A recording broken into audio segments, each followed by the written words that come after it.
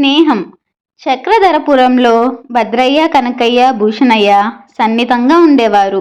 భద్రయ్య, కనకయ్య వ్యాపారులు, భూషణయ్య రైతు.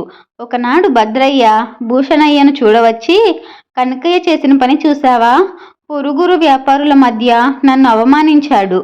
ఇక నుంచి అతనితో ఎలాంటి సంబంధాలు పెట్టుకోదలుచుకోలేదు అన్నాడు. ఆ మాట విన్న భూషణయ్య, ఇంతకు ఏం జరిగింది? కావాలంటే ఇప్పుడే వెళ్దాంరా, నేనే అతనితో మాట్లాడతాను అని సానుభూతిగా అన్నాడు. జరిగిన అవమానం చాలు, తిరగదోడి మళ్ళీ బాధపడడం నాకు ఇష్టం లేదు. ఈ క్షణం నుంచి ఆ ద్రోహి ముఖం చూడను అంటూ సుడిగాలిలా వెళ్ళిపోయాడు భద్రయ్య. ఆ ఇద్దరి మధ్య ఏం జరిగిందో భూషణయ్య ఊహించలేకపోయాడు. తన ఆప్తమిత్రుడికి ఇంత క్షోభ కలిగించిన కనకయ్యతో తను ఎలాంటి సంబంధాలు పెట్టుకోకూడదనుకున్నాడు.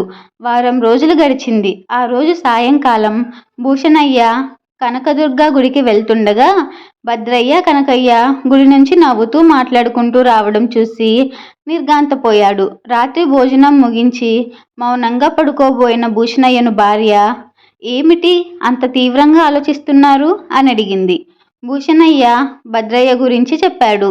అంతా విన్న అతని భార్య, ఇందులో వింతేముంది?